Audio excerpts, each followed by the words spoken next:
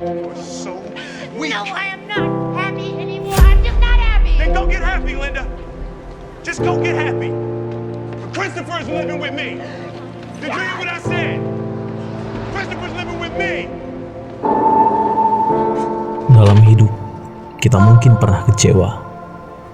Hal yang tidak sesuai harapan, kegagalan yang kita alami, kadang menjadi faktor penyebab munculnya rasa kecewa. Saat satu persatu harapan mulai sirna, kita pasti pernah bertanya-tanya, kenapa hidup gini-gini aja ya? Padahal sudah bekerja sekuat tenaga. Kenapa kadang terlihat ada beberapa orang yang santai-santai saja, tapi hidupnya bahagia ya? Tidak pernah kekurangan dan dihargai orang-orang. Inilah mungkin pertanyaan yang muncul bertubi-tubi, menghantui jiwa kita semua. Ketika sebuah kerja keras, kesungguhan, keuletan hanya berujung pada kehampaan. Mungkin ada beberapa dari kita yang berpikir, apakah memang ada segelintir manusia yang dipilih Tuhan untuk menderita? Atau apakah Tuhan itu tidak adil?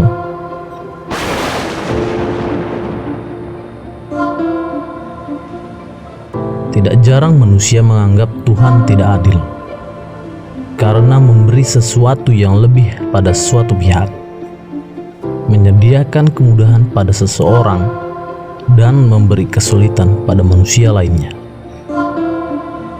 Secara sederhana, kesulitan, penderitaan seolah merupakan bentuk ketidakadilan Tuhan.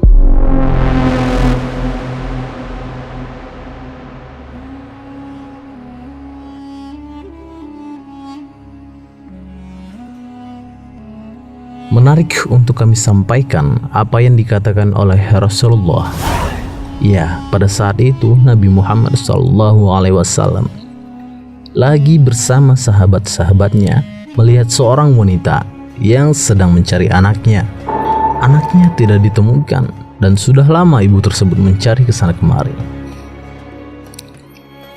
Saking bingungnya wanita tersebut dalam mencari keberadaan anaknya, setiap kali dirinya melihat seorang bayi, pasti ia akan langsung digendong dan disusuinya.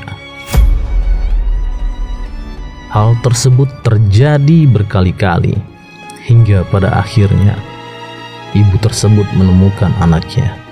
Dengan perasaan senang, ibu tersebut mencium-cium anaknya yang telah lama hilang.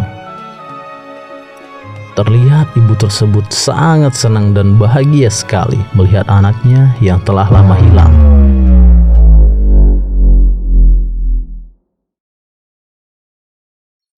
Pada saat yang sama, melihat kejadian tersebut, Rasulullah SAW pun bersabda kepada para sahabatnya, apakah menurut kalian wanita ini akan tega melemparkan anaknya ke dalam api? Para sahabat pun menjawab, demi Allah, dia tidak akan sanggup melemparkan anaknya ke dalam api. Lantas Rasulullah SAW pun bersabda, sungguh kasih sayang Allah kepada hambanya jauh lebih besar daripada kasih sayang wanita ini kepada anaknya. Hadis riwayat Muslim nomor 2754. Dari kisah tersebut dapat kita ambil pelajaran bahwa sebenarnya sayangnya Allah kepada kita melebihi sayangnya seorang ibu kepada anaknya. Bahkan melebihi sayangnya seorang ibu yang mendapatkan anaknya yang telah lama hilang.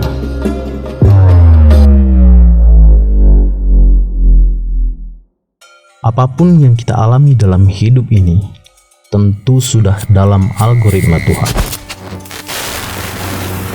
Algoritma yang bekerja secara kasat mata. Bagaimana cara algoritma Tuhan bekerja? Selalu dengan cara yang manusia tidak pernah duga. Ya, Tentunya karena keterbatasan ilmu dari manusia. Keindahan kehidupan hanya dapat kita rasakan jika saja kita telah melalui banyak proses kehidupan. Tidak mungkin keindahan kehidupan bisa kita peroleh hanya dengan mengalami hal-hal yang baik saja. Kesempurnaan dari sebuah proses merupakan perpaduan dari kesedihan dan kebahagiaan. Begitu pula dengan gelap dan terang. Kita tidak akan pernah tahu sinar itu menyala terang jika tidak ada kegelapan di sekitarnya. Pelangi tidak akan pernah muncul kalau tidak pernah turun hujan. Ketika ujian kehidupan datang kepada kita, tetaplah berpikir bahwa itu adalah bagian dari kasih sayang Allah kepada kita.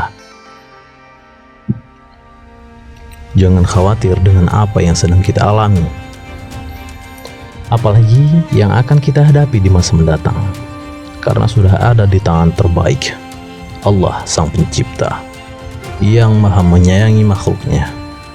Selalu berbaik sangka kepada Allah adalah kunci dari kebahagiaan setiap manusia.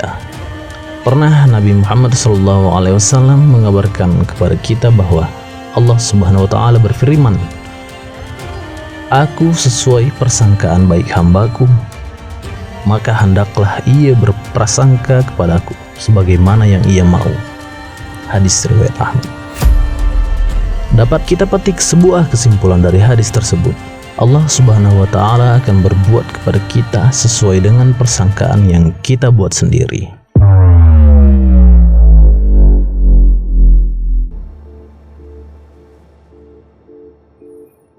Tak diragukan bahwa persangkaan yang baik berkaitan dengan perbuatan yang baik pula.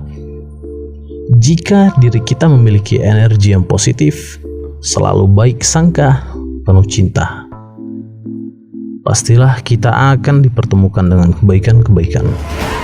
Begitu pula sebaliknya, jika energi di diri kita negatif, hidup kita akan dipertemukan dengan keburukan-keburukan. Sebagaimana algoritma yang dibuat manusia, apa yang sering kita cari, telusuri, baca, maka algoritma media sosial akan membawa kita, menyajikan kepada kita hal-hal yang serupa yang sering kita cari dan kita temukan. Apalagi algoritma Tuhan, ya lebih canggih lagi dari itu. Nikmatilah semua proses hidup. Tidak ada yang salah dengan diri kita selama kita masih bisa bernafas. Yang perlu kita ingat adalah setiap keputusan Allah kepada kita merupakan keputusan terbaik yang dirancang olehnya. Jawaban dari semua kisah kehidupan kita akan terjawab sepanjang berjalannya kehidupan kita. Semua akan terjadi pada waktu yang tepat. Allah menunda sesuatu karena ingin menunjukkan sesuatu yang besar kepada kita.